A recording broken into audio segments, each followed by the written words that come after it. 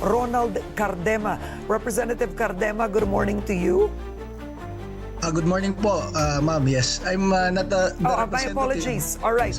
But I was gonna say, because youth party list po ito, no, sa Duterte Youth. Ang tanong ko, were the Duterte supporters completely blindsided? Yes, ma'am. Actually, yesterday, narinig namin sa interview si ACT Teacher sa party list Congresswoman Franz Castro na natatawa-tawa dahil may caucus daw. And I immediately contacted Congresswoman Drixie Cardema. I asked her if there's a notice of meeting. Yeah. Yesterday, wala naman daw. Sabi ko, kindly check the Viber group of the 19th Congress, yung kanilang Viber group, wala rin daw. So, sabi ko, saan nagpupunta tong mga kongresistang to? Sa Romualdez Hall daw. So, minomonitor namin, wala talagang patawag sa mga katulad namin, sa katulad nila na Duterte allies. So, talagang, alam nyo, masabi ko sa inyo, yung Romualdez Hall, pinapatawag talaga yung mga kongresista dyan pag panahon ng adjournment. Ginagather bago mag-adjourn. So, I think do sa interview na ibang kongresista, hindi rin nila alam kung ba't sila pinapatawag. Pero meron ng meron ng konting idea yung iba na it is about the impeachment, ma'am. Oo. Pero kung ganun, no, considering that the hearings have been going on in the Quad Committee, there were already 3 impeachment complaints prior to this 4th one. Bakit hindi naganda ang mga Duterte supporters? It seems that the Duterte supporters just relied on the INC rally. But within Congress, anong ginawa ninyo? Yes, ma'am. Actually, we relied on the rules of the House of Representatives. But they followed the rules. What they did was part of the rules. There are 2 modes to impeach. That was one of them. Actually, ang iniisip namin dyan, ma'am, so there were impeachment complaints. Then, i-check muna ng House Committee on Justice kung sufficient in form or in substance. Then after... Yeah, but that's one mode. But you do know the other mode, that from the plenary, it goes straight to the Senate. This was done during the impeachment of former President Erap Estrada. Ang naisip ko dyan, ma'am, kahapon, how come na there are 100 to 200 plus members of Congress na nag-sign sa impeachment ni Vice President 250. Sara Duterte nang hindi man lang na-hearing si Sara Duterte. They don't know the details of the case. Sa proper mode nga, ma'am, if you file it in the House Committee on Justice, kasi nandun yung mga abogadong kongresista, ipapatawag pa nila mismo yung respondent, yung kinakasuhan, di ba? Para ma-hear naman yung side But niya. wasn't she called already during the Quad Committee hearings? These 7 articles of impeachment, most of them are actually fruit coming from the Quad Committee hearings. How she used her confidential funds, how she used money that was when she was DepEd Secretary. Kumbaga, she attended those hearings until one day she just refused to attend and refused to explain her confidential funds. Kumbaga, Yes, ma'am. this was all heard. A lot of the charges were heard. Yes, ma'am. But ang sinusunod ng mga members of Congress, syempre, di ba, rules-based daw tayo sa Congress. Ang inaantay natin dyan, ipatawag siya ng House Committee on Justice. Then, ma-hear ng House Committee on Justice yung both sides. Yung mga nagko-complain, pati yung respondent.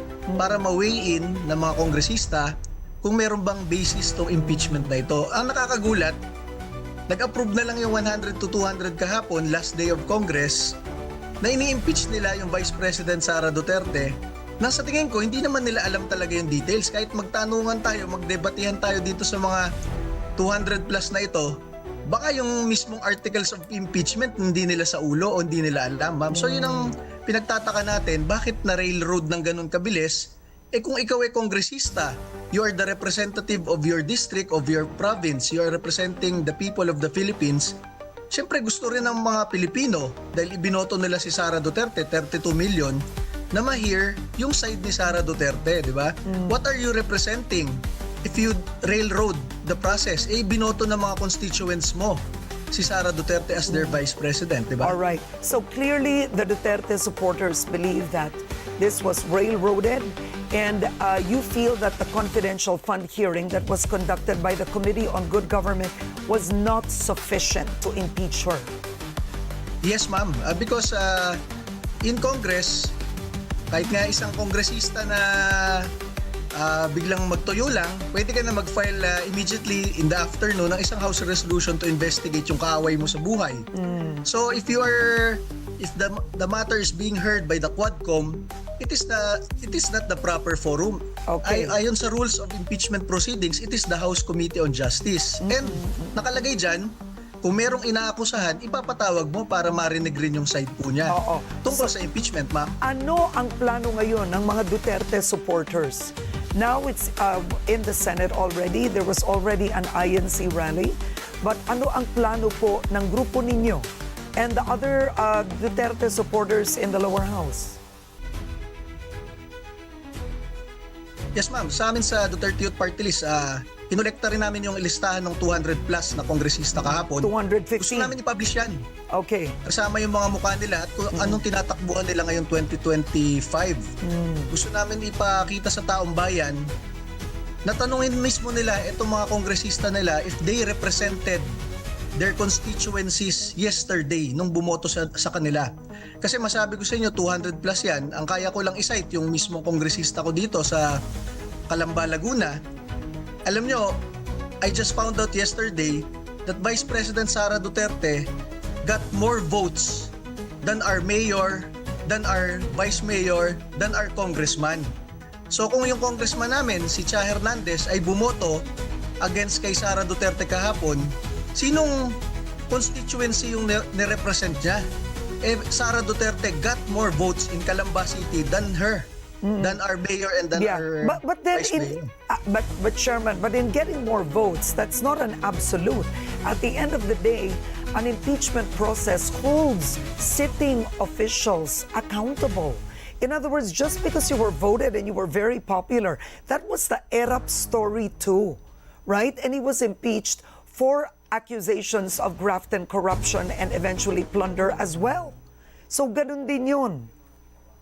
Yes, ma'am. But In other words, Congress those is votes, just having a lot of votes is not an absolute guarantee that you are not accountable to the people. Yes, that's right, ma'am. Anybody who has been voted can be, pwede namang kasuhan kahit sino yan, di ba? Pero ang gusto natin sana, because lahat nga pinag-uusapan sa Sangguniang Barangay, lahat pinag-uusapan sa Sangguniang Panlalawigan at Bayan.